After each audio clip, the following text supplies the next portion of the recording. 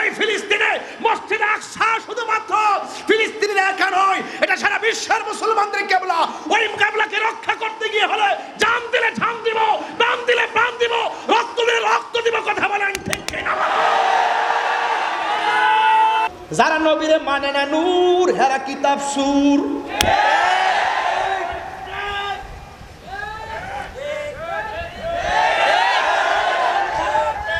এরপরে আমার নবী রাহমাতুল লিল আলামিন মুসা নবী রওজার মুবারকের উপর দিক দিয়া যায়, কি শান্তি লাগতেছে না ওয়াজটা? এটা ঈমান লাগেনি? ঈমান লাগেনি? আরে ভাই আপনি না ঘটনা জানেন, 22 বছরের বেড়া, কিন্তু 12 বছরের ফুলা তো এই ঘটনাগুলো জানে না। এই কিশোর বয়সে ওরে প্রেম দিতে হবে, আমার নবীর মেরাজ বুঝাইতে হবে, নবীর নূর বুঝাইতে হবে, নবীর সম্মান বুঝাইতে হবে। কথা বলেন, কথা বলেন, ঠিক ঠিক না বলেন? কাহারও মন ভেঙ্গে কেউ সুখী হতে পারে না। মনে রেখো, পাপ কখনো বাপকে ছাড়ে না। কথা বলেন ঠিক না বেটি? আপনি ভেঙে করেন না, আমি আমার দায়িত্ববোধের জায়গা থেকে বলছি, আপনি আমি করেন না যে আমি এটা বললাম কেন, এটা করবেন না। উনি আমার প্রতিনিধি, উনি আমাদের প্রতিনিধি, পৌরসভার প্রতিনিধি। আমি একদিন ওয়াজ করে চলে যাব, কিন্তু ওনাকে আপনার প্রতিদিন কাজে লাগবে। উনি মানবতার কাজ করে। কথা বলেন ঠিক না বে ঠিক?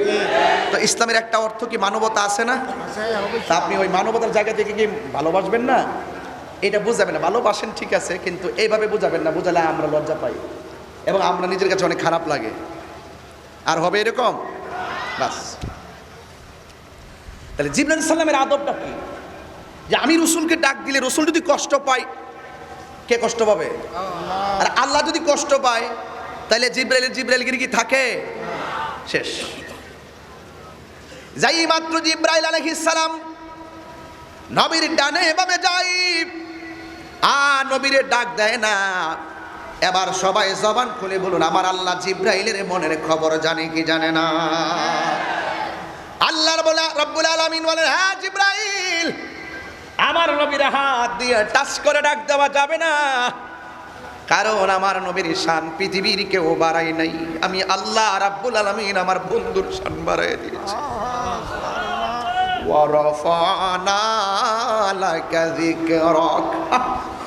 আল্লাহ রাব্বুল আলামিন বলে, আমি বন্ধুর সম্মান বাড়িয়ে দিয়েছি। এক বেচারা বলে, কতটুকু সম্মান বাড়াইছে? আরে বেটা তুই বুঝবি কি? রাসূল বলছে, আনা মাদিনাতুল ইলমে ওয়া আলিয়ুন বাবুহা, আমি হইলাম এলেমের শহর, আমার আলী হইল সেই শহরের দরজা। পিশাবগিরি করবেন মৌলা আলী ছাড়া কি পিশাবগিরি চলবে? সাবধান, মৌলা আলী রাদিয়াল্লাহু তাআলার বিরুদ্ধে কখনো যাবেন না।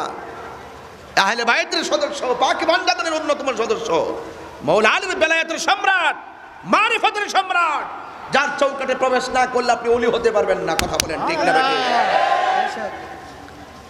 রাসূল বলছেন, আনা মাদিনাতুল ইলমে ওয়া আলিয়ুন বাবুহা, আমি নবী হইলাম এলেমের শহর, আমার আলী হলো সেই শহরের দরজা। এই হাদিসটা কি সহিহ না গায়রে সহিহ? কথা বলেন না কেন? এটা কি জাল হাদিস? এটা কি জাল হাদিস?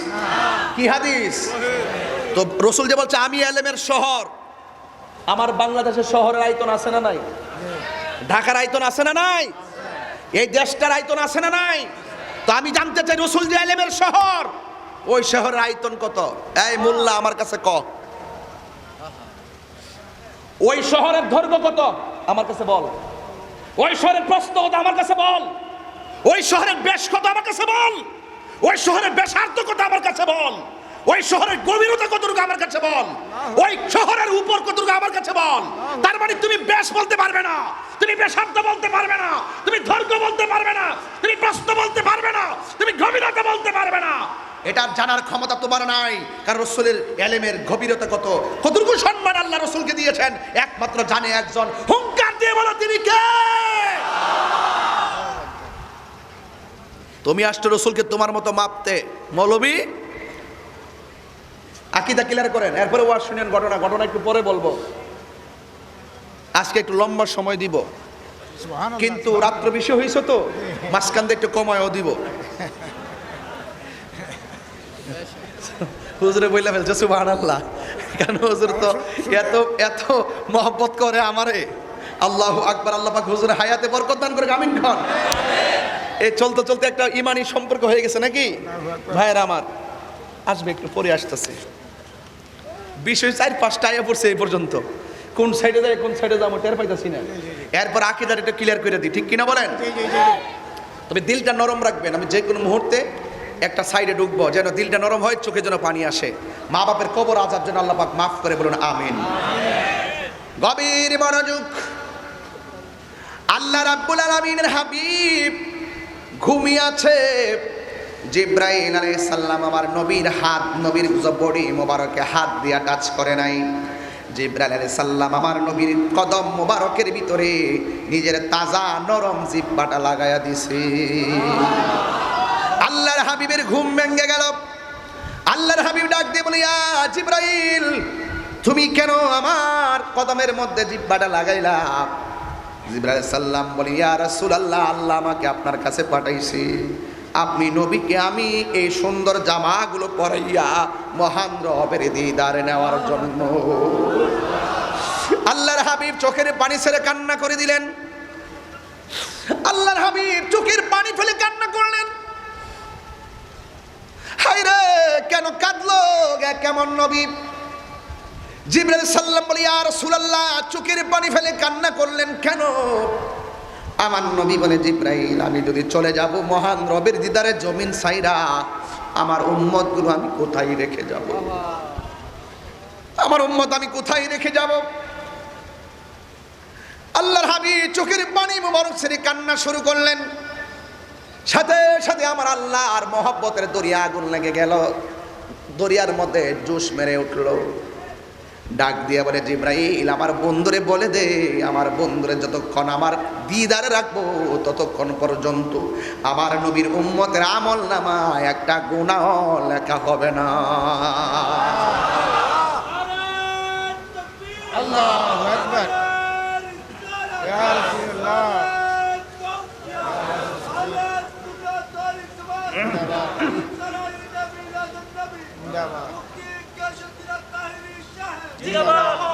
আমার যুবক ভাইয়েরা, আল্লাহু আকবার বলবেন না সবাই? আল্লাহর হাবিবের চোখের পানি মুবারক রেখে দিয়েছেন, আর আমার নবীর জবান বডি মুবারকে সুন্দর জামা মুবারকটা লাগাইছে। লাগিয়ে আমার নবী রওনা দিয়েছে। এই ঘটনা কেন একটু দর্শি পরে বলবো। আমার নবী রওনা হয়েছে, হঠাৎ করে দেখতেছেন আমার নবীর সামনে একটা কবর দেখা যায়, রওজা দেখা যায়। আমার নবী বলে, আমি যেই মাত্র মহান রবের দিদারে যাব গো, আমি তাকায়া দেখলাম আমার চোখের সামনে একটা কবর দেখা যায়, রওজা দেখা যায়। এই রওজা মুবারকটা অন্য কোন নবী রওজা মুবারক নয়, এই রওজাটা হলো হযরতে মূসা কালিমুল্লাহর রওজা। আল্লাহর হাবিব বলেন, আমি যেই মাত্র মূসা নবীর রওজাটা দেখেছি, আমি তাকে দেখলাম মূসা আলাইহিস সালাতু ওয়াস সালাম রওজার ভিতরে দাঁড়ায়া দাঁড়ায়া নামাজ পড়তেছি। এখন আমি পটিয়া থানাহাট বলতে চাই, আপনারা জবান খুলে বলুন, নবীগণ আপন আপন রওজা মুবারকে জিন্দা না মরা? আর জোরে কোন জিন্দা না মরা? আজকে বাংলাদেশে কিছু মানুষ আছে যারা আমার নবীকে জিন্দা নবী মানে না। আছে না নাই? এরা হলো আহলে হাদিস, লা মাযহাবী। ওরা নবীর জিন্দা নবী মানে না, ওরা জিন্দা নবী মানে না। ওই দিন আমি এক ওয়াজে বলছিলাম, ওরা হইলো হাফ লেডিস। এটা বলার পরে তাদের অঙ্গনে পুরো আগুন লেগে গেছে। আমি কেন বলছি, এখানে হাত বান্ধা যিনি নামাজ পড়ি হাফ লেডিস, আমি কেন হাফ লেডিস করলাম? এর মাথা নষ্ট হয়ে গেছে। তখন আমাকে প্রশ্ন করছে তাদের কয়েকজন শাইখ, যে আপনি যে বলছেন এখানে হাত বান্ধা হাফ লেডিস, আপনি কি শাফি মাযহাবের বিরোধিতা করে কি এই কথাটা বলেছেন? আমার কাছে জানতে চেয়েছেন। আবার তিনি বলেছেন হাদিসে যে এখানে হাত বাঁধার কথা আছে, আপনি কি ওই রাবির বিরুদ্ধে অবস্থান নিয়ে বলেছেন? কোন কারণে বলেছেন আপনি ক্লিয়ার করুন। আমি বলেছিলাম, এখন আমি ক্লিয়ার করে দিচ্ছি, আমি কেন হাফ লেডিস বলছিলাম। এখানে হাত বাঁধার কারণে এখানে বাংলার জমিনে এমন কিছু মানুষ আছে, আমরা নাবির নিচে হাত বাঁধি কেন? তারা বলে আমাদের নামাজ হবে না, এখানে হাত বেঁধে নামাজ পড়তে হবে। এইভাবে যখন বাধ্যবাধকতায় বাংলাদেশের মানুষের আমলকে নষ্ট করছে, আমি সেই সমস্ত ব্যক্তিদেরকে ইশারা করেই বলেছিলাম, এরাই হলো হাফ লেডিস। কথা বলেন ঠিক না বেঠে? আপনি শাফি মাযহাব অনুসরণ করেন, আমার কোনো আপত্তি নাই, আপনি ওইটাই পালন করেন। আপনি মালিকি মাযহাব পালন করবেন, অসুবিধা নাই, আপনি সেটা পালন করেন। আপনি হাম্বলি মাযহাব অনুসরণ করবেন, আপনি সেটাই করেন। আপনি হানাফি মাযহাব করবেন, আপনি সেটাই করবেন। কথা বলেন ঠিক না বেঠে? আমরা যেটা আমল করি আপনি বলবেন সেটা হবে না, তাহলে তো আমি আপনাকে হাফ লিডিস বলতেই পারি। আপনি একুলো না সেকুলো না, আপনি ফিতনা ছড়ানোর জন্য সমাজের ভিতরে আপনি এগুলো শুরু করে দিয়েছেন। কথা বলেন ঠিক না বেঠে? পরিষ্কার কথা। এই জন্য বলবো, এতদিন সমস্যা ছিল মসজিদের বাইরে, এখন সমস্যা ঢুকাই দিয়েছে মসজিদের ভিতরে। এটা কিয়ামতের আলামত। কথা বলেন ঠিক না বেঠে? এই সমস্যায় কি আপনারা থাকতে চান? থাকতে চান? এখান থেকে উদ্ধার হয়ে আসতে হবে। ওই সমস্ত ফতোয়াবাজদেরকে আমি বলি, সে হাফ লেডিস যারা নাভির নিচে হাত বাঁধাকে বলে জায়েজ হবে না, এবং বুকের উপরে হাত বেঁধেই তারা নামাজ পড়তেই হবে, এইরকম বাধ্যবাধকতা করে আমাদের সমাজের মানুষকে গোমরা করছে। এই জন্য আমি তাদেরকে বললাম, আমরা ছাত্র জীবন থেকে পড়েছি পুরুষ এবং নারীদের সালাতের পার্থক্য কি। আমরা পড়েছিলাম নারীরা হাত বাঁধবে বুকের উপরে, পুরুষ হাত বাঁধবে নাভির নিচে। এটার কথাই বুখারী শরীফে বলা, এটা শরীফে হাদিস শরীফের মধ্যে এসেছে। তাহাত্তা সুররা, নাভির নিচে হাত বাঁধার কথা হাদিস শরীফে এসেছে। আজকে ওই হাদিসটাকে তারা জাল বলে, ওরা বলে এই হাদিস কোনো ভিত্তি নাই, বাহাসের চ্যালেঞ্জ করে। আপনি বুকের উপরে বাঁধবেন না, হাত ছাইরা নামাজ পড়েন। আপনি আগে আকীদা ক্লিয়ার করুন, আপনি কোন মাযহাব অনুসরণ করেন। কথা বলেন ঠিক না বেঠিক? এই যারা এগুলো নিয়ে ঠেলাঠেলি করে, তারাই আমার নবীকে জিন্দা নবী মানতে চায় না। তো তাদের সাথে আমাদের সমস্যা আমল নিয়ে নয়, তাদের সাথে সমস্যা আমাদের ঈমান নিয়ে। কথা বলেন ঠিক না বেঠিক? এই জন্য তাদের খপ্পরে পা দেওয়া যাবে। তারা বলে আমার রাসূলুল্লাহ কি রওজা মুবারকে মরা অবস্থায় পড়ে আছে। নাউজুবিল্লাহ। আরো বড় করে বলেন। আল্লাহর হাবিব বলেন, আমি দেখলাম মুসা নবী রওজা মুবারকের ভিতরে দাঁড়ায়া নামাজ পড়তেছে। এখন জবান খুলে কোন, মুসা নবী যদি রওজা মুবারকে জিন্দা থাকে, আমার নবী কি জিন্দা না মরা? আমার নবীর রুটম্যাপটা আল্লাহ মুসা নবী রওজার উপর দিয়ে বানাইছে। ইচ্ছা করলে আমার আল্লাহ ইব্রাহিম নবী রওজার উপর দিক দিয়ে আমার নবীর রুটম্যাপটা বানাইতে পারত। আজকে যে আমি ব্রাহ্মণবাড়ি থেকে এসেছি, ফেনী হয়ে এসেছি, ফেনী 14 গ্রাম হয়ে রুটম্যাপটা বানাইছি। আল্লাহ আমার নবীর মেরাজে নেওয়ার সময় মুসা নবী রওজার উপর দিক দিয়ে মেরাজটার রুটম্যাপ বানাইছে, ইব্রাহিম নবীর উপর দিক দিয়ে বানাই নাই। বন্ধুরে আন্দিম একটু কষ্ট হইব, আপনার কষ্ট হইব। বন্ধুরে আমার, ও আমার পটিয়ার বাবার, ও আমার থানাহাটের বন্ধুরা গো, এবার আমার নবীর রোডম্যাপটা আল্লাহ কেন মুসা নবী রওজার উপর দিক দিয়া বানাইছে? একটা মাত্রই কারণ, এই পৃথিবীতে একটা নবী আল্লাহর সঙ্গে তুর পাহাড়ে কথা বলতো। কথা বলেন। আল্লাহরে বলছে, আল্লাহ তুমি আমারে দেখা দাও। আল্লাহ বলছে, না না তুমি আমারে দেখতে পারবা না। আল্লাহ বলছে, তুমি আমারে দেখতে পারবা না। আমি আল্লাহকে সহ্য করার ক্ষমতা তোমার নাই, আমি আল্লাহর নূরকে বরদাস্ত করার ক্ষমতা তোমারে আমি আল্লাহ দেই নাই। এরপর মুসা নবী মানে না, কয় আল্লাহ কথা বলতেছি, না দেখলে হয় না।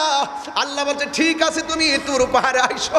যাওয়ার পরে 70,000 নূরের পর্দার ভিতর থেকে যাররা পরিমাণ নূরের জিলিকটা মারতে দেরি, মুসা নবী বেহুশ হইয়া তুর পাহাড়ে পড়ে গেছে।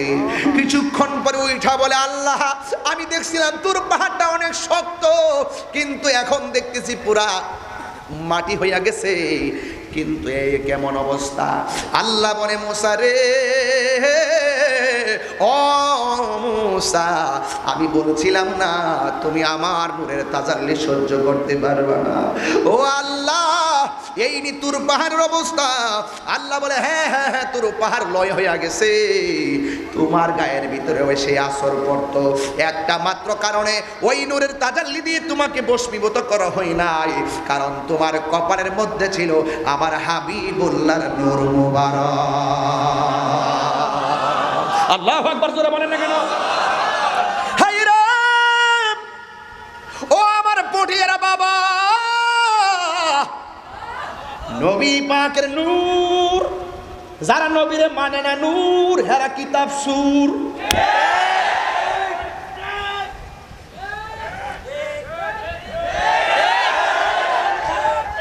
এরপরে আমার নবী রাহমাতুল লিল আলামিন মুসা নবী রওজার মুবারকের উপর দিক দিয়া যায়, কি শান্তি লাগতেছে না ওয়াজটা? এটা ইমান লাগেনি, ইমান লাগেনি। আরে ভাই আপনি না ঘটনা জানেন, 22 বছরের বেটা, কিন্তু 12 বছরের ফুলা তো এই ঘটনাগুলো জানে না। এই কিশোর বয়সে ওরে প্রেম দিতে হবে, আমার নবীর মেরাজ বুঝাইতে হবে, নবীর নূর বুঝাইতে হবে, নবীর সম্মান বুঝাইতে হবে। কথা বলেন, কথা বলেন, ঠিক ঠিক না বলেন? আজকে যুবকদের ইমেজকে হরণ করে নিচ্ছে ইমোশন কথা বলে বলে। এই এটা করে না, হিটা করেন, হিটা করো, হিটা করো, এমনি করে এমনি করে, টাকা টাকা আনতে পারে, সম্মান আনতে পারে না। এগুলো কি এদের শিখার বিষয়? ওয়াজ আইসা, এরা ওয়াজ আইসা ইমান বুঝতে হবে। কথা বলেন ঠিক না বেঠে? বংশন বুঝার টাইম এখন নাই, আকীদার কথা নাই। সবগুলো এই প্রজন্মের ম্যাক্সিমাম উলামায়ে কেরাম আইসাই বংশন আলোচনায় ব্যস্ত হয়ে যায়, আকীদার কথা কয় না। রিজিকের মালিক কে? মুসা নবী রওজার উপর দিক দিয়ে নবী যায়। মুসা নবী কি ঘুমায় না নামাজ পড়ে? মরা না জিন্দা? তো মুসা নবী রওজার উপর দিক দিয়ে রুটম্যাপটা বানাইছে কেন? একটা মাত্র কারণে। মুসা নবী বলছিল আল্লাহ তুমি দেখা দাও, আমার আল্লাহ দেখা দেয় নাই। তো মুসা নবী রওজার উপর দিক দিয়েই তো আল্লাহ নবীরে নিবে। ও মুসা, মুসা রে তাকায়া দেখ, কালিমুল্লাহ কারে কয় আর হাবিবুল্লাহ কারে কয়? সুবহানাল্লাহ। কালিমুল্লাহ কারে কয়, হাবিবুল্লাহ কারে কয়? তাকায়া দেখ, তুমি তো তোর পাহাড়ে আইসা আমার সঙ্গে দেখা করার জন্য, তুমি তো দেখো নাই, তুমি তাকায়া দেখো আমার নবী আমার দিদারে আসিতেছে। সুবহানাল্লাহ। What is the difference Kalim and Habib? Kalimullah হলো তিনি যিনি আল্লাহকে দেখার জন্য প্রস্তাব করে তুর পাহাড়ে যায়। হাবিবুল্লাহ হলো তিনি যিনি ঘরে ঘুমিয়ে থাকে, স্বয়ং রব যাকে দিদার দিতে চায়। সুবহানাল্লাহ। এই কথার ওজন যদি বুঝেন তাহলে আমার সূত্র বুঝে যাবেন। আল্লাহ মানা নবী মানা নয়, নবী মানলে আল্লাহ মানা হয়, ঠিক না? থাক, এই লাইন দিয়ে লাভ নাই। কইলে কমে যে গান টান গাই, আমি কিন্তু আপনার কারণে বহুত কিছু ছাইড়া দিছি, অনেক কিছু ছেড়ে দিয়েছি। এরপরে কিন্তু যেগুলো না বললেই নয়, আল্লাহ মানা নবী মানা, নবী মানলেই আল্লাহ মানা হয়। কথা বলেন। এই জন্য আমার নবী মসজিদে, আমার নবী ওই রওজাটা পার হয়ে একটা মসজিদের মধ্যে আমার নবী চলে গেছে। যেই মসজিদের ভিতরে যাইয়া আমার নবী 2 রাকাত নামাজ পড়েছেন, যেই মসজিদে যাইয়া আমার নবী 2 রাকাত নামাজ পড়েছে, আমি পটিয়া থানা হাট মানুষের কাছে জানতে চাই, আপনারা জবান খুলে কোন সেই মসজিদটা কোন দেশে? কথা কন না, কথা কন, কথা না। ফিলিস্তিন। এই যে ওয়াজ বিস্তার কেন তুলছি, এটা সমসাময়িক ঘটনা। আমি তো দেখে আসছি, আমি কাতারে যাইয়া জাতীয় মসজিদে জুম্মা পড়েছি। জুম্মা পড়ার পরে আমি সেই মসজিদে যাইয়া আমি ফিলিস্তিনের পতাকা নিয়ে সেখানে মিছিল করেছি। আমার কিছুক্ষণ পিছনেই ছিল ডক্টর জাকির নায়েক, ওই মিছিলে ছিল, আমি ছিলাম ওই ব্যানারে ছিলাম। সেই ব্যানার নিয়ে আমি সেখানে দাঁড়িয়ে আমি কই দিনের জন্য গিয়েছি, কোন দেশ থেকে গিয়েছি সেটা আমি দেখি নাই, কি হবে না হবে সেটা নিয়ে আমি ভাবি নাই। আমার কথা হলো মুসলমান নির্যাতিত হচ্ছে, বিশ্বের যে কোনো প্রান্ত থেকে প্রতিবাদের প্রয়োজন। কথা বলেন ঠিক না? আমি গিয়ে সেখানে, এটা কি পান নাই আপনারা? সেটা কি পান নাই? এবার বলেন, রসুল মেরাজের সময় যেই মসজিদে গিয়ে 2 রাকাত নামাজ পড়ছে, মসজিদটা কোন দেশে? বড় করে কোন দেশে? এই ভিতরে সাউন্ড একটা তুইলা দেন। আপনাদের সিটাঙ্গা কিন্তু আমি গজল গাইতে আসি নাই, আমি ওয়াজ করতে আসছি। বলেন তো কোন দেশে? মাঝে মাঝে সঙ্গীত গাবো, তখন বলে ভোকালটা একটু বাড়াবেন, আবার ওয়াজের সময় কমাইলে আমাদের রিদম নষ্ট হয়ে যায়, কারণ আমাদের তো গজল গায়ে অভ্যাস নেই। বাবা একটু সাউন্ডটা দাও না, ভিতরে সাউন্ডটা তুলে দেন। সাউন্ড খুব সুন্দর আজকে দেখলাম, বাহিরে খুব আওয়াজ শোনা যায়। মাশাআল্লাহ, আপনাদের এই সাউন্ড সিস্টেম আল্লাহ বরকত দান করুক। কেমন দিছি? ঠিক আছে না? এভাবে হয়, ভালোবাসা তো এটাকে বলে, ঠিক কিনা বলেন? আমি যেমন ওয়াজ করতেছি খুব প্রাঞ্জল ভাষায় বলার চেষ্টা করতেছি, ওরাও প্রাঞ্জল ভাষায় সাউন্ডটা দেওয়ার চেষ্টা করতেছে। এই জন্য আপনারাও প্রাঞ্জল ভাষায় ওয়াজ শুনতে চেষ্টা করতেছেন, কাহার কোনো দোষ? মাঝে তো কিছু অসঙ্গতি হতেই পারে। যাই হোক, এবার একটা প্রশ্ন করি, বলুন তো বাবা, কি আসছেন নাকি আপনি? আসেননি? এই যে বেচারা মানুষ খুব পাগল, খুব তাহিদ না দেখলে খুব অস্থির হয়ে যায়। ওই যে কয়েকটা আছে খুব জ্বালায় আমারে, মারহাবা জোরে কন। যাই হোক, এখন বলুন তো, এখন একটা প্রশ্ন, রসুল মেরাজে যাওয়ার সময় যেই মসজিদে গিয়ে 2 রাকাত নামাজের ইমামতি করেছেন, জবানটা খুলে বলুন সেই মসজিদটা কোন দেশে? আরো জোরে, আরো জোরে। সেই মসজিদের নাম কি? সেই মসজিদের নাম কি? এটা মুসলমানদের কি কেবলা? আগে কোন দিকে ফিরে নামাজ পড়তো? এই মসজিদুল আকসা, ঠিক না বেঠিক? তাহলে এই মসজিদের মর্যাদা আমাদের কাছে আছে না নাই? এই মসজিদটা কোন দেশে? এটা পাথর দিয়ে বানানো হয়েছে, পাথরগুলো সমুদ্রের তল দেশ থেকে তোলা হয়েছে। মানুষের পক্ষে এই গভীর সমুদ্রের তল থেকে পাথর তোলা সম্ভব ছিল না। আবার এই ক্যারেন দিয়া যেইভাবে আমরা পাথর টানি, ওই মেশিন তখন ছিল না। ওই পাথরগুলো জিনের মাধ্যমে তোলা হয়েছে। কিসের মাধ্যমে? ওই মসজিদে বানানোর সময় যে পাথরগুলো তোলা হয়েছে, প্রত্যেকটা পাথরের গায়ে লেখা ছিল সূরা ইয়াসিন। জোরে কন্যা সুবহানাল্লাহ। তো ওই কেবলা ফিলিস্তিনে, সেই মসজিদে আকসার কেবলাটাকে শুধু ফিলিস্তিনের একলা না সমস্ত মুসলমানদের? তাহলে প্রতিবাদকে শুধু ফিলিস্তিন করবে নাকি সবাই করবে? মুসলিম বিশ্ব জাগো জাগো, শোনো ফিলিস্তিনিদের চিৎকার। মুসলিম বিশ্ব জাগো জাগো, শোনো ফিলিস্তিনিদের চিৎকার। সময় এসেছে গড়ে দাঁড়াবার প্রাণের দাবি আল আকসা। এটা বলার আমি যখন হাত এভাবে করবো, আপনারাও করবেন এইভাবে, ঠিক কিনা বলেন? চিটাগের মানুষ তো আওয়াজ বেশি বলেন। মুসলিম বিশ্ব জাগো জাগো, শোনো ফিলিস্তিনিদের চিৎকার। সময় এসেছে ঘুরে দাঁড়াবার প্রাণের দাবি আল আকসা। ঠিক শব্দ জোরে হয় নাই, জোরে করে বলতে হবে, তাইলে ঈমান বোঝা যাবে। কারণ ওই ফিলিস্তিনের ছোট্ট বাচ্চা বলছিল, এই ইসরায়েলের গুন্ডা বাহিনীরা, তোরা আমাদের মাথার উপর দিয়া তোরা কি করিস? ক্ষেপণাস্ত্র মারিস। একটা কথা মনে রাখিস, তোরা বোমা মেরে আমাদের জমিন দখল করতেছিস, আর ওই বোমার সামনে আমরা আল্লাহর জন্য বুকের তাজা রক্ত দিয়ে জান্নাত দখল করতেছি। তো সেই প্রেমিক হওয়া দরকার আছে না নাই বলেন? একটা ছোট্ট মেয়ে বলছিল, তোরা আমাদেরকে মেরে মেরে শেষ করছিস। মনে করেছিস আমাদের মাথার উপর দিয়ে মিসাইল ছেড়ে দিয়েছিস, আমাদের মাথার উপর দিয়ে রকেট বোমা মেরে দিয়েছিস। তোরা মনে করেছিস যে এই বোমার উপর আর কিছু নাই। তবে একটা কথা মনে রাখিস, তোদের বোমার উপরে আমাদের রব আছে, তোদের মাথার উপর আমাদের রব আছে। সেই জন্য দেখলাম গাজার মুসলমান ছোট ছোট ঘাস হাতে নিয়ে তারা খাইতেছে। এটার জন্য আমি প্রস্তুত ছিলাম না। মুসলমান এখান থেকে হুঙ্কার দাও। অনেকে বলবে যে পটিয়া থেকে হুঙ্কার দিলে কি লাভ হবে? অস্ত্রের সামনে কি হুঙ্কার কাজ হয়? এটা মিথ্যা কথা। অস্ত্র ছাড়াও হুঙ্কার দিলে কাজ হয়। বাবা শাহজালাল যখন এই দেশে এসেছেন, গৌর গোবিন্দের মোকাবেলা কিন্তু গ্রেনেড হামলা দিয়ে করে নাই। গৌর গোবিন্দের মোকাবেলা কিন্তু ওই বোমা ওই রকেট হামলা দিয়ে করে নাই। ওই গৌর গোবিন্দের মোকাবেলায় তিনি আল্লাহু আকবার ধ্বনি বলেছিল। গৌর গোবিন্দের বিল্ডিং ফেটে টুকরা টুকরা হয়ে গিয়েছিল। সেই শাহজালালের উত্তরসূরি পটিয়ার জমিনে আছে না? আরে হাত তুলে বলে আসে না নাই? এই জন্য আওয়াজ করতে হবে, ঠিক আওয়াজটা জোরে হতে হবে। কথা বলেন ঠিক কিনা? আর না হয় বলে ঠিক না, বলবেন আল্লাহু আকবার, ঠিক কিনা বলেন? এই ফেরাউন কি আসলে কি ইহুদি না? এই ইহুদির বিরুদ্ধে লড়ে দাঁড়াতে হবে না আমাদের? আরে কথা বলে দাঁড়াতে হবে না? আমি দায়িত্বহীন কণ্ঠে এই পটিয়ার জমিনে বলতে চাই, এই ফিলিস্তিনে মসজিদে আকসা শুধুমাত্র ফিলিস্তিনের একা নয়, এটা সারা বিশ্বের মুসলমানদের কেবলা। ওই কেবলাকে রক্ষা করতে গিয়ে হলে জান দিলে জান দিব, প্রাণ দিলে প্রাণ দিব, রক্ত দিলে রক্ত দিব। কথা বলেন ঠিক কিনা?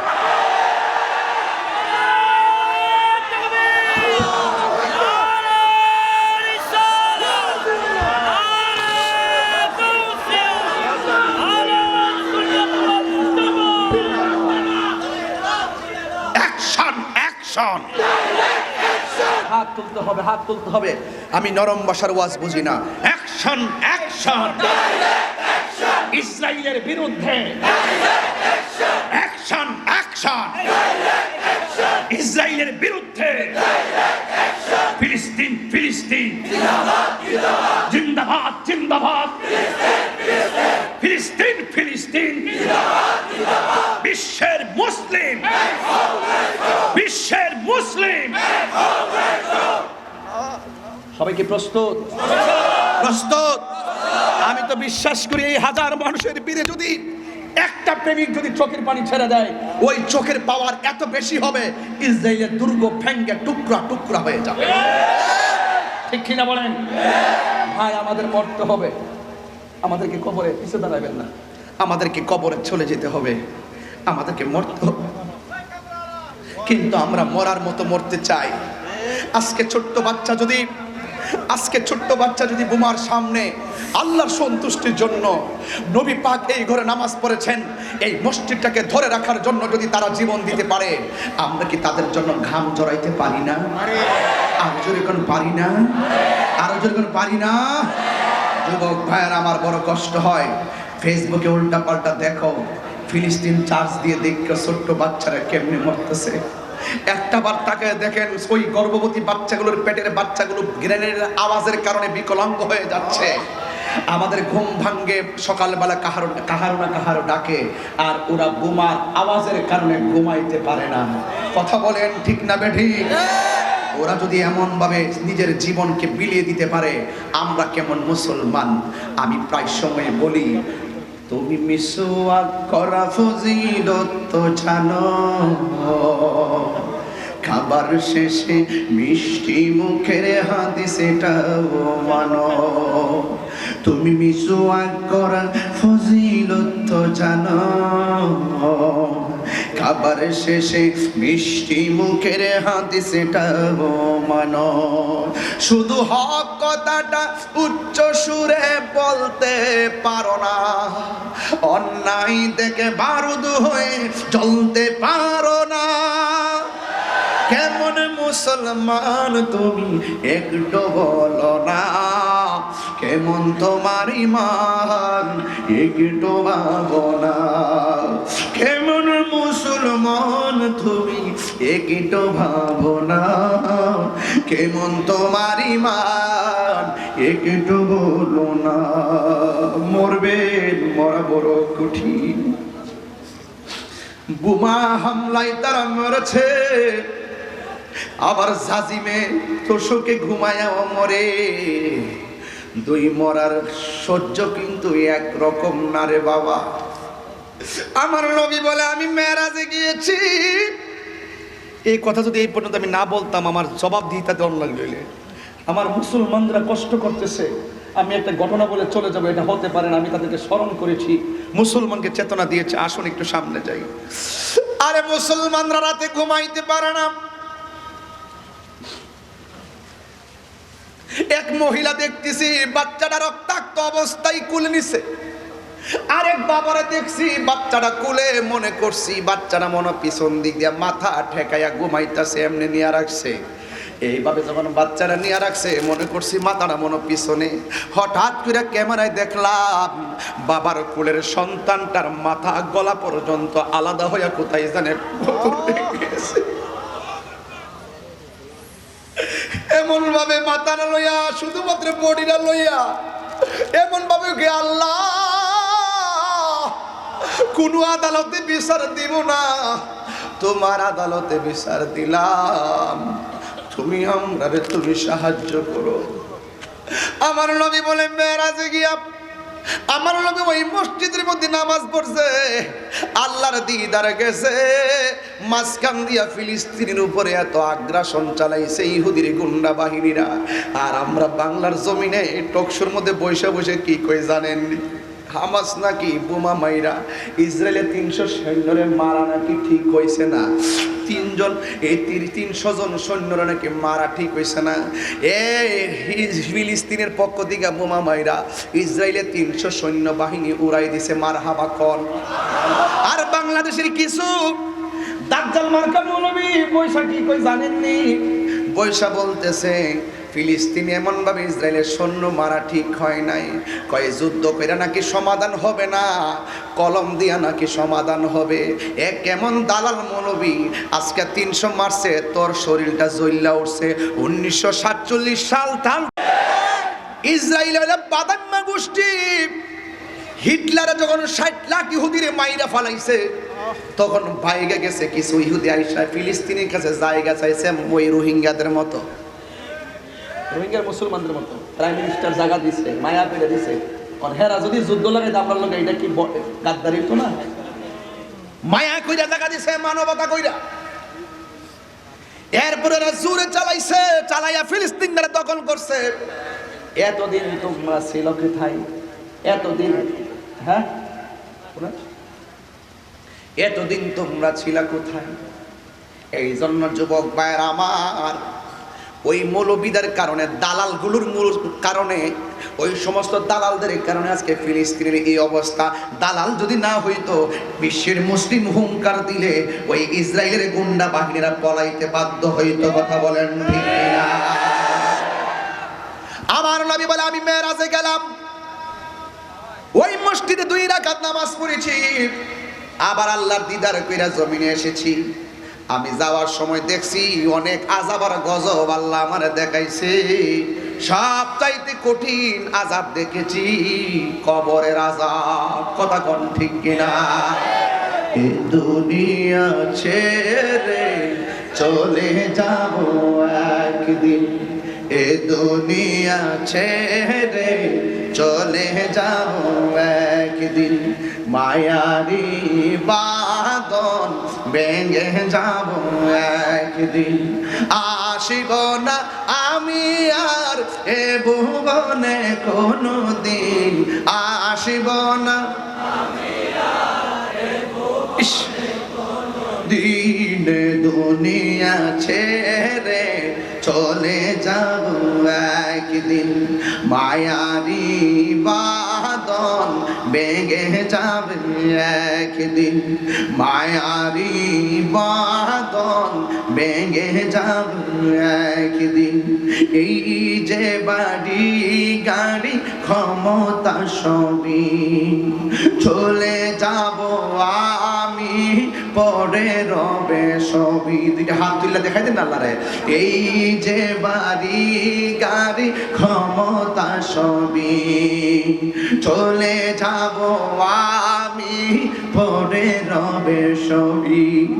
দুনিয়ার মায়া সব, দুনিয়ার মায়া সব পরে রবে একদিন, এ দুনিয়া ছেড়ে চলে যাব একদিন, মায়ারি বাঁধন ভেঙে যাব একদিন, আসিব না আমি আর এ ভুবনে কোনো দিন, এ দুনিয়া ছেড়ে চলে যাব একদিন, মায়ারি বাঁধন ভেঙে যাবে একদিন। হাত নামান, একটু জবান খুলে কন্যা আল্লাহু আকবার।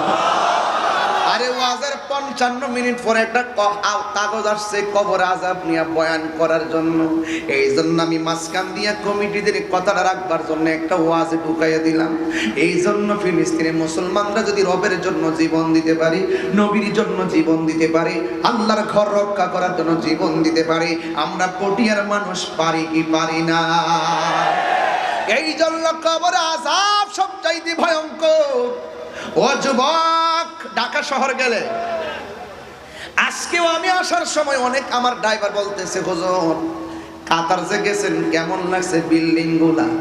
আমি কাতার যাইও বলছি, কাতার ভাইরা রে বড় বড় বিল্ডিং দেখে বড় সুন্দর লাগে।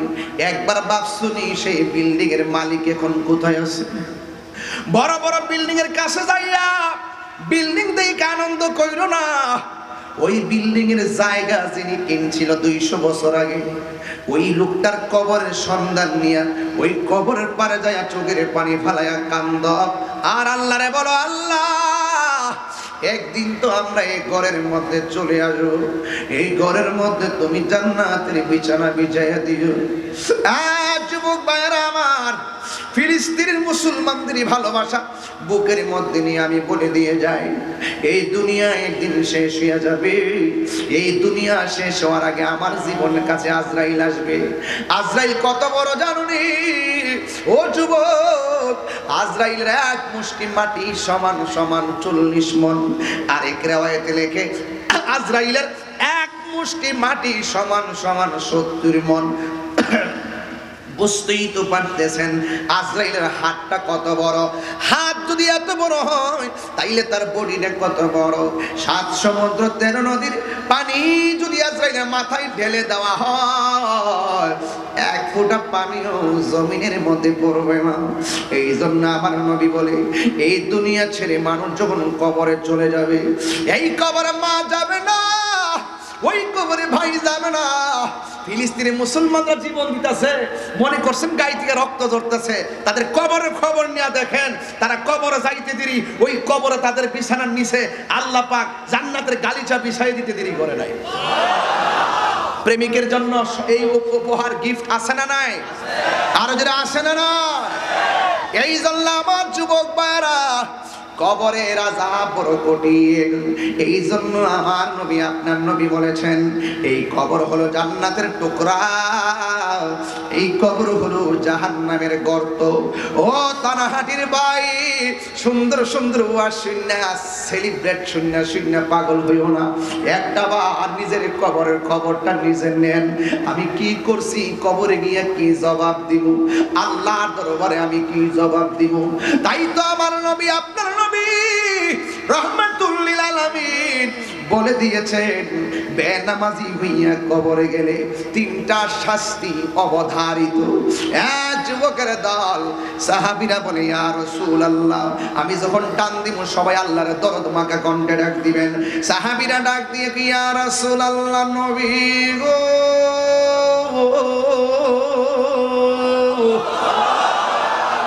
মায়ার নবীজি, আমরা জানতে চাই বেনামাজের জন্য কবরের ভিতরে তিনটা শাস্তি কি কি? আমার নবী, আপনার নবী বলে, ওই উম্মত, বেনামাজি হইয়া কবরে গেলে ওই কবরের মাটি, দুই পাশের যেই মাটি আছে, এই মাটিগুলা তোমার বডিটারে এমন ভাবে চাপা মারবো, এমন ভাবে চাপা মারবো, ডান পাশের হাড্ডিগুলি বাম পাশের হাড্ডির ভিতরে ঢুইকা যাইব রে। আমার তানাঘাট বাজারের বাবারা, মনে কি পড়ে না গো বাবা, এই বাজার ব্যবসায়ী কমিটিদের অনেক সভাপতি ছিল, তারা কিন্তু অনেকে কবরে চলে গেছে। এই বাজার ব্যবসায়ী জীবনে বহুত কমিটি হইছে, যারা মাহফিলের এখানে আয়োজন করত, এমন অনেক মানুষ আজকে কবরে চলে গেছে। কিন্তু কবরে কেমন আছে জানি না। এই কথাটা আমি দুইটা জায়গায় ওয়াজ করলে সহ্য করতে পারি না। একটা হলো মা বাবার ওয়াজ, আর একটা কবর ওয়াজ, আর একটা হলো কারবালার ওয়াজ। এই জন্য বড় মায়া লাগে। আমার বাবারে 4 বছর আগে কবরে ঢুকাইয়া দিয়াইলাম, কবরে সুখে কিনা দুঃখে আছে আমি জানি না। আমার দাদা 100 বছর আগে চলে গেছে, দুঃখে কিনা সুখে আছে আমি তাই জানি না। যুবক, আমার নবী বলে, বেনামাজি হইয়া কবরে গেলে ডান পাশের মাটিটা তোমার চাপা মারো, বাম পাশের হাড্ডির ভিতরে ঢুকাইয়া দিব। বাম পাশের হাড্ডিটার মধ্যে চাপা মারো, তোমার হাড্ডির ভিতরে ঢুকে যাইব। বডিটারে এমন ছোট বানায়া কবরটারে এমন সংকুচন করে দিবে রে বাবা। আমার নবী বলে, ওই সময় কবরের মানুষটা মাটির চাপা খাইয়া এমন জোরে চিৎকার মারবো। আমার নবী বলেন, এই কান্নার আমার যদি কোন মানুষের কানের মধ্যে লাগতো, ওই মানুষের কানের পর্দা পাইটা রক্তক্ষরণ হইয়া লোকটা মারা যাইত। আমার নবী বলে, কবরের মানুষগুলো এমন ভাবে হাউ মাউ কইরা সকাল সন্ধ্যা কান্দে। এই কান্নার আমার যদি পৃথিবীর কোনো মানুষের কানের মধ্যে লাগতো, মানুষ 3 বেলা খাইতে পারতো না, ভালো করে ঘুমাইতে পারতো না। এই আওয়াজে কানের পর্দা পাইটা মারা যাইতো, জানাজা করার মানুষ খুঁজে পাইতো না। যুবক, আমার নবী বলে, মাটি চাপা মারবো বেনামাজি রে। 2 নম্বর হলো, এই কবরের ভিতরে সাপ ঢুকাইয়া দেওয়া হবে, সাপ তোমার সবল মারবো। 3 নম্বর হলো, এমন ভাবে তোমার কবরে জাহান্নামের আগুনের উত্তাপ দেওয়া হবে। এই কবরের ভিতরে আগুন দেওয়ার কারণে তোমার কবরের ভিতরে এমন আযাব শুরু হয়ে যাবে, ওই কবরের মধ্যে জাহান্নামের আগুনের উত্তাপ দুনিয়ার আগুনের চাইতে 70 গুণ গরম। থানাহাট বাজার আগুন লাগলে ফায়ার সার্ভিস আসবে, কিন্তু আমার ঘরের পাশে কবর, এই খবর নেওয়ার কোনো সাধ্য কাহারও নাই। এই কবরের মানুষটা তোমার বাবা, কবরে সুখে কিনা দুঃখে আছে আমি জানি না। ও যুবকের দল, এই জন্য নামাজ পড়বেন। তাই তো আমার নবী, আপনার নবী বলেছেন, কবরটা হলো জান্নাতের টুকরা, আবার কবরটা হলো জাহান্নামের গর্ত। যুবক, এই দুনিয়ার বন্ধু বলো কোনো কাজে আসবে না। আমি মারা গেলে আমার সম্পদের ভাগ নেওয়ার মানুষ অভাব হবে না, কিন্তু আমার কবরের শাস্তির ভাগ পৃথিবীর কেউ নিবে না। শাস্তির ভাগ কি? আমার বডির পাশে আমার মা বসা থাকে, আপনার বডির পাশে আপনার ভাই বসা থাকবে। আজরাইল আয়েশা যখন আপনার রূহটারে নিয়ে যাবে, আপনার যে যন্ত্রণা শুরু হবে, আপনার মরণের কষ্ট যে শুরু হবে, আপনার কষ্টের ভাগ নেওয়ার কোনো মানুষ থাকবে না। এই জন্য যুবক পৃথিবীর কেউ আপন নয়। এই জন্য আমি বলছিলাম যদি কবরের মধ্যে আপন হইতে চাও ঈমান লাগবে আর নেক আমল লাগবে, এছাড়া আমাদের কোনো উপায় নাই। হেলাই হেলাই কার্য নষ্ট রে, পুরুষ নষ্ট হাটে, খারাপ রাস্তায় গাড়ি নষ্ট, নারী নষ্ট খোলা ঘাটে রে। হেলাই হেলাই কার্য নষ্ট রে, 500 রুটে পয়সা নষ্ট, যুবক নষ্ট মদে, কুসমাজে গেরাম নষ্ট, অখাদক নষ্ট সুদে। আমার যুবক তাওয়াজ করে কর ঠিক না বেঠি? সরুটে পয়সা নষ্ট, যুবক নষ্ট মদে, কুসমাজে গেরাম নষ্ট, খাদক নষ্ট সুদে। আরে টাউনে গুইরা ছাত্র নষ্ট, কীটে নষ্ট ফুল, অতি মায়াই বধূ নষ্ট, দুলাই নষ্ট চুল রে। হেলাই হেলাই কার্য, এটা রাত্রে বয়া বয়া শুনবেন তাইলে বুঝবেন তাহিরি কি কইয়া গেছে। 2 ঘন্টার ওয়াজ ঢুকাই দিছি গতকাল ভিতরে। হেলাই হেলাই কার্য নষ্ট রে, পুরুষ নষ্ট হাটে, খারাপ রাস্তায় গাড়ি নষ্ট, যুবক নষ্ট, নারী নষ্ট খোলা ঘাটে রে। হেলাই হেলাই কার্য নষ্ট রে। যতই হেলা খেলো না কেন একদিন তো রঙের বাজার শেষ হয়ে যাবে। কেহ লইল আতর লোবান, কেহ লইবে জল, কেহ লইব বড়ই পাতা, নয়ন জলে বুক ভাসে রে, কান্দে হাই হাই রে সবাই, হাই হাই রে, হাই হাই রে সবাই, হাই হাই রে। ভাইয়ে কান্দে, বোনে কান্দে, কান্দে আপনজন, কান্দিয়া কান্দিয়া জনম বিদায় তোমায় দিবে রে। কান্দে হাই হাই রে সবাই, হাই হাই রে, হাই হাই রে সবাই, হাই হাই রে। কেহ লইল আতর লোবান, কেহ লইল জল, কেহ লইল বড়ই পাতা, নয়ন জলে বুক ভাসে রে, কান্দে হাই হাই রে সবাই, হাই হাই রে। এসব মনটা দিয়ে এখন নরম হয়ে গেল। বুঝেছি বাবার কথা বুঝি মনে হইছে, মার কথা বুঝি মনে হয়েছে, দাদার কথা বুঝি মনে হয়েছে। একদিন আমিও চলে গেলে ধামাহাট বাজারের মাহফিলে আর আমার দাওয়াত করার জন্য যাবে না, আমারে কেউ স্মরণ করবো না। আরে আমার কণ্ঠ দিয়ে কিছু কথা বলতে পারি দেখে আমার বাড়িতে মানুষে দাওয়াত করতে যায়, আমি একটু হুঙ্কার দিয়ে কথা বলার চেষ্টা করি বলে মানুষ আমার বাড়িতে দাওয়াত করতে যাই। একদিন যখন আমার কবরে চলে যাব, কেউ আমার বাড়িতে যাবে না, এই পৃথিবীর কেউ আমার বান্ধব হবে না। যদি আমার জীবনের ফাগলামিটা নবীর জন্য কইরা যাইতাম পারি, যেই কবরে পৃথিবীর কেউ যাবে না, ওই কবরে আমার লাশটা রাখবে, ওই কবরে আমার ভাইয়ের লাশটা রাখবে। কিন্তু ওই নবীর পাগল হইয়া যদি কবরের মধ্যে যাইতে পারে, আমার নবী কইবা পাগল রে, দুনিয়ার যে পাগলামি করছিলি আমি নবীর জন্য, আমার আহলে বায়তের জন্য, তোর পাগলামি আমি মদিনার দিকে দেখছি, আমি তোর মাহফিলে দেখছি। যদি আমার নবী রাজি হইয়া যায়, এই পৃথিবীর কেউ লাগবো না, আমার নবীর 2টা হাত বাড়াই করবো, আয় আয় আয়। এই কবরে দুনিয়ার কেউ নাই, এই কবরে দুনিয়ার কোনো মানুষ নাই।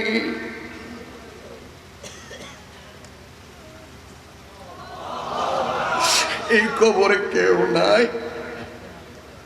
দুনিয়ার পথ পদবি পাইতে গেলে অনেকে টাকা দেখে, লোক দেখে, সম্পদ দেখে, ক্ষমতা দেখে।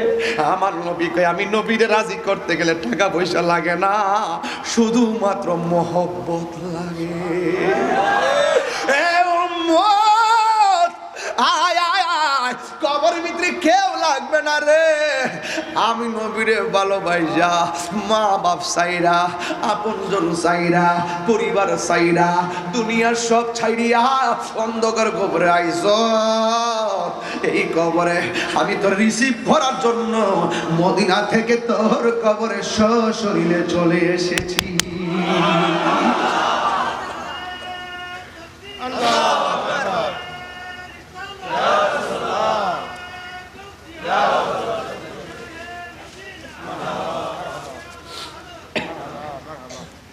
আমার নবী কবরে আসার ক্ষমতা আছে না নাই? আরে বাবা, দুনিয়ার মানুষকে খুশি করতে যায় কথা বললো না, নবীকে খুশি করতে যায় কথা বলেন।